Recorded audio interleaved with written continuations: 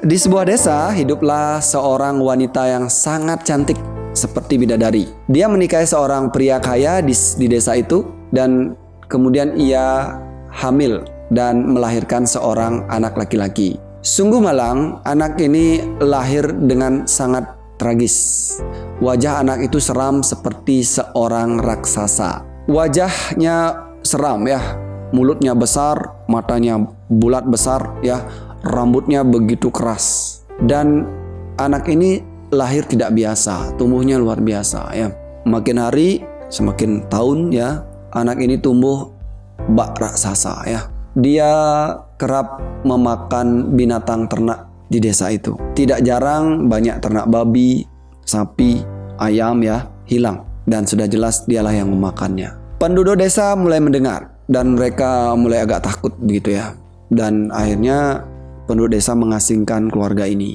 Si anak ini pun kemudian membuat takut juga orang tuanya ya. Akhirnya keluarga ini pun mengasingkan diri ke hutan.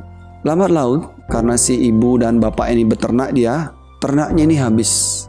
Dan sudah jelas apa penyebabnya adalah si anak. Kemudian karena semua ternak udah habis, akhirnya si ayah mengorbankan dirinya.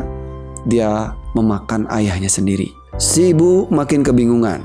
Tidak lagi ada makanan yang bisa diberikan anaknya. Dia tidak ingin meninggalkan anaknya, dia sayang sama anaknya. Sampai akhirnya ibu itu memberikan tangan dan kakinya untuk dimakan. Dan kemudian karena sudah habis, apalagi yang tersisa. Kemudian si ibu ini akhirnya pun putus asa.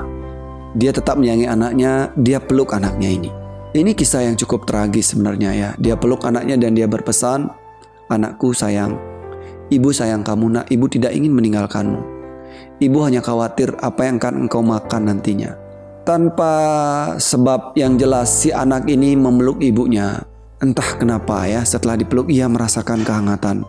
Dia merasakan sangat nyaman. Dia belum pernah merasakan ini sebelumnya karena memang mereka belum pernah berpelukan sebelumnya. Dan si anak ini kemudian berkata, "Ibu, kenapa pelukanmu terasa begitu hangat? Aku tidak ingin makan lagi, ibu. Pelukanmu ini sudah cukup." Dan semenjak itu apa yang terjadi? Si anak ini pelan-pelan berubah. Dia kemudian berbalik merawat ibunya yang tanpa tangan dan kaki. Ia bekerja, kemudian ia menanam tanaman.